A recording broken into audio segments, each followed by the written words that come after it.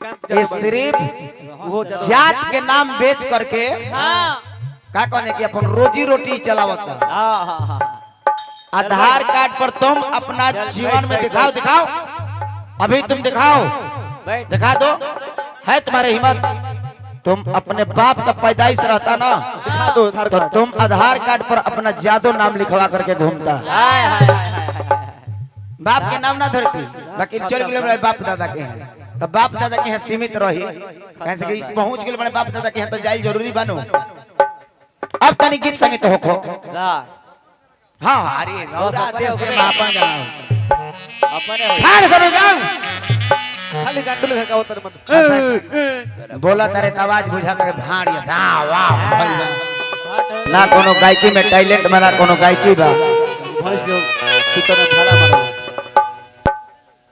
वीर लोरी अभी भी कहतनी ज्ञान कान खोल के सुन लो गुड्डू। ग्राम उनकर गांव के नाम हट गौरा, गोरा भी गांव के नाम लिखल बा, गौरा और गोरा गांव के नाम लिखल बा। बहियों कहतनी काहे तो तू कोई तरह से उत्तर प्रदेश के होवे खसावता नहीं जाने लो, गैया के नाम ना जाने लो, उनका गांव के नाम धर दे तो तब नु तरह के जानती। पलैया कहने के ही उत्तर प्रदेश लखनऊ के समीप गोरा गांव के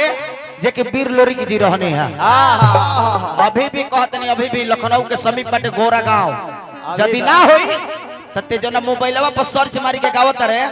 अभी बाजी लगाई जा काशीदास बाबा के सामने तू अपन विदाई बाजी हो ना तो लहरियो अपन विदाई बाजी जाई भाई खड़ा कह तू चल खड़ा हो सर्च मार मोबाइल पे, तू मोबाइलवा पर देख के गौला हम हो बताए हम यूट्यूब के गौनिहार ना है किताबी बात गीत गौने गाइले। भगवान भोलेनाथ के भक्त ना रहले हा, मैया काली के भक्त रहले हा, मैया काली के भक्त भी रहले हा। तू कहत रहा खासा भगवान भोलेनाथ के भक्त रहले हा, पागला कहीं का मैया काली के भी भक्त रहले हा। तू मोबाइल पर सर्च मरला ना तो वही पर देखो ना कि लिखल बा। चला तनी अब गीत संगीत में लगे पौरा से कपार के चलवा।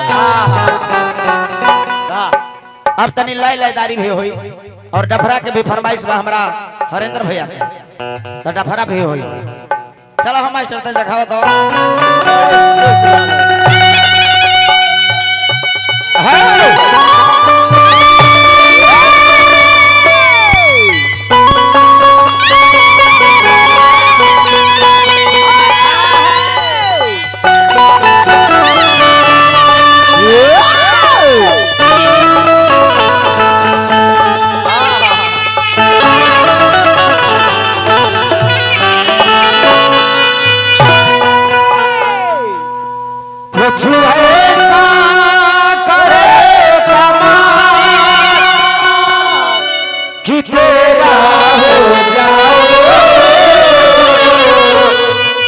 मैं किसी और का हूँ फिलहाल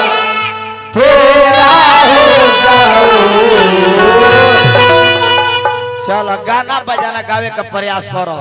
तू बजाना गाना गावता रहो, तारा आवाज में कोनो क्वालिटी नहीं है। कहते रहे हम यूट्यूब चैनल के गौनिहार हई, जतना बबुआ तार यूट्यूब पर व्यूअर्स ना हुई उससे तारा दोगुना व्यूअर्स हमार हुई। अब वो सर्च मार के देख ली निमन से हई कहा जाती है हई। और जितना भी ये चैनल भाई लोग उपस्थित बाटे सब लोग के चैनल पर तोरा से व्यूअर्स कहियो हमार बढ़िया जाला, लाइक कमेंट बढ़िया मिलेला, तोर कहियो ना बढ़िया मिली जान ली। अरे जुकड़ हो चला हो तनी ओ बॉर्डर पे चलो, तनी गायकी फिर सुनावे दो, कैसे की आवाज में दम रही तब गई गम नहीं गई बो। चा मास्टर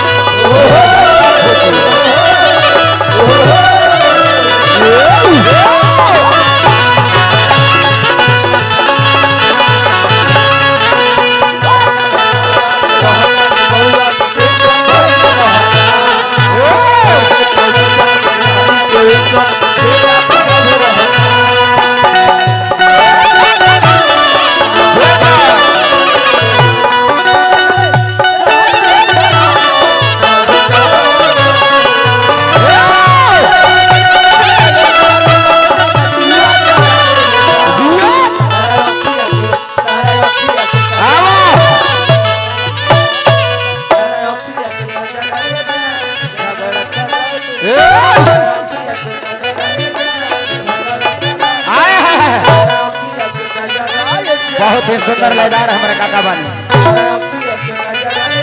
आओ आओ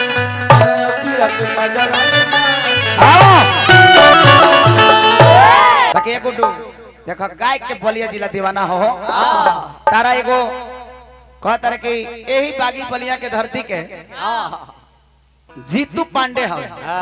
जरा एगो जीतू पांडे नहीं जीतू पांडे कहता जो रे लणबो ना कहने है कि याद कर ले ई पढ़लो लिखल में एचडी बोका पढ़ल जीतू पांडे ए पढ़ ले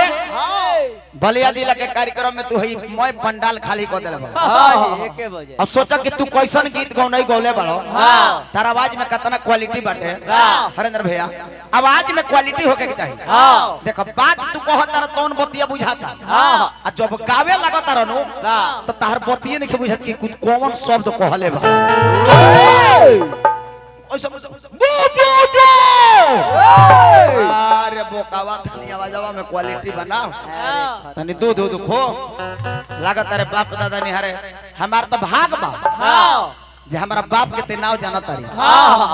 देखी बाप के नाम ओकरे होला जेकरा बाप के लोग जानेला जेकरा बाप के मतारी के ठीक ठिकाना बाटे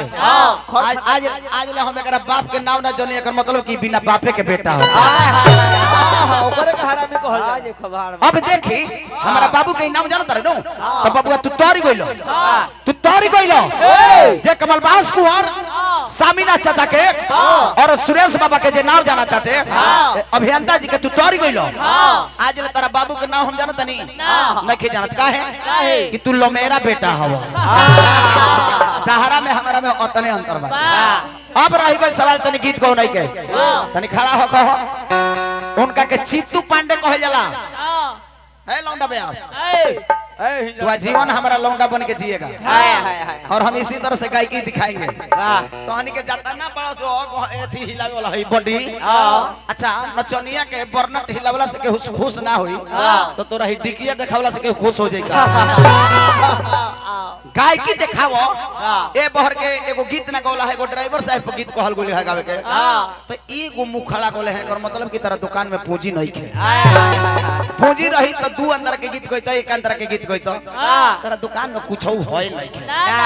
कुछ नहीं के तरह के है तू यही तरह देखो लोग के पागल बनी है जंतर कहवा वही अपना काया क्षेत्र में मगह के क्षेत्र में बागी बलिया के धरती लयदार के धरती हो विद्वान के धरती हो चनकार के धरती हो तोहरे सुलौंडा लोग के बोला बोला के एजा नचवाबो ते अपन का जादू कहतरिस तोर आई है जे आधार कार्ड हम रखले बाने अभी भी काशी दास बाबा के सामने कहतनी ई जादू ना हो कहतन कि हम जतिपात नहीं करत ई जादू हो या ना हो हम गर्व के साथ कहतनी एकरा के मंदिर में ढुकावल आ कह दे कि हम जादू है शत्रुधन कुमार यादव खेसारी भाई के नाम हो शत्रुधन कुमार यादव वो अपना आधार कार्ड पर पैन कार्ड पर लिखोले बने शत्रुधन कुमार यादव और ये बेहुदा बोल रहा है बैठो तो क्या बोल रहा है तुम्हारा नाम है तुम्हारा प्रवीण नाम है गुड्डू हलचल काहे के लिए उस पर टाइटल दिया है बैठो देखिए अच्छा देखिए अपन पेट के रोजी रोटी खाती देखिए रामचरितमानस उठा ले चल क्रिया मत को चल अब देखी अच्छा हम गावत रहनी तो बोलत रहनी हां ई गावत रहला तो हम बोलनी हां बैठ के चुपचाप सुननी हनो आ ई क्वेश्चन बेहुदा बा कि हम बोलत नहीं ते कर टिटकी ले लेबा कैसे साबित कर दी कि हम जादू हई जदुवंशी कुल परिवार का तू लड़का नहीं है अभी भी गर्व के साथ बोल रहे हैं हम जानते हैं ये शाम से बोल रहा है कि हम जादू है पर ये जदुवंशी नहीं है